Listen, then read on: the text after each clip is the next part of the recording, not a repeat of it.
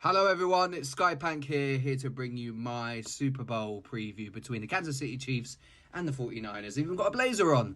It's Super Bowl, baby. Let's look at this.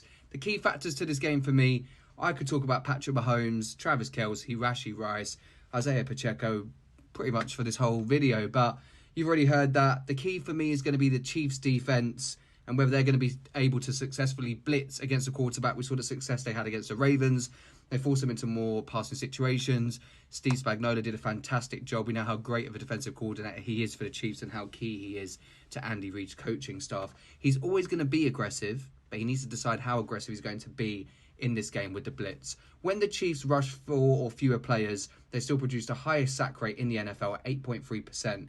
So that's going to be pretty key considering that the 49ers led the NFL with 75 completions of 20 plus yards, and 49 of those were throws that travelled fewer than 20 yards from the line of scrimmage. So for me, this is a real key matchup here. It'll be interesting to see how that chess match unfolds throughout the entire contest. As for the 49ers, well, when we talk about the Chiefs' defence, yes, the 49ers have Nick Bosa on their D-line, but Chris Jones has been playing at such a phenomenal level. We saw what he could do against the Ravens, taking over with a big performance. Could he do that again? He's had 32 quarterback hits. That's 13 more than any other players on the Kansas City Chiefs. He's going to line up in different spots. We know how key Trent Williams is going to be on that 49ers O-line. Superstar left tackle. But I think they might line him up against the right guard or the right tackle to try and exploit that, create some mismatches and get some pressure up front to Brock Purdy. Speaking of Trent Williams, if the 49ers are going to win this game, he's going to have to lead the line, no pun intended, and sort of, rally this offensive line into a stellar performance that's going to keep Brock Purdy on his feet, make the plays, and hopefully for the 49ers, give them the victory. Kyle Shanahan, big moment here for him to emulate his father, go on to be a head coach who's gone on to win the Super Bowl, and he could prove that he's an offensive genius. The one key thing they need to make sure they do is just run the ball. The Ravens didn't do it. We saw how much success they've had all season long, but that game plan went out the window. I think frustration kicked in, and if the Niners do run the ball, then I expect Christian McCaffrey to essentially carve up this Kansas City run defense. Now, I know what you're thinking. You're sitting there thinking, oh, well, the Chiefs have been great against the run in the postseason, and they have. However, the 49ers have the best success rate in the NFL when running the ball out of 11 personnel. And the Chiefs, they rank 31st in success rate defending the run out of 11 personnel. Now, 11 personnel, that's a balanced formation, which allows more options in terms of passing and running. And we know if you give the 49ers more options, we've seen how Brock Purdy's been all year. Pressure up front. We saw the game against the Lions. When there was pressure, he was still able to scramble and make plays. They have the chance of the options there. They can hit the likes of Kittle, Deebo and Aiyuk downfield, or get McCaffrey involved out the backfield. So I think that's going to be key there. And the key fact for me is that when they do pass the ball, Purdy and the 49ers are great at beating man coverage. Again, I've done a deep dive into the numbers here. It's the Super Bowl, right? It's worth noting that George Kittle and Brandon Aiyuk have been the 49ers' most productive receivers against man coverage. Now, I have to say off the bat, we know that the Chiefs have been great against man coverage when they deployed that. We've had Snead, McDuffie, there's been Williams, and also Jalen Watson, all successful in man coverage, create really tight windows for the quarterback to throw in. But Brock Purdy, in pretty much all the metrics, is first to second against blitz, zone coverage, man coverage, no blitz.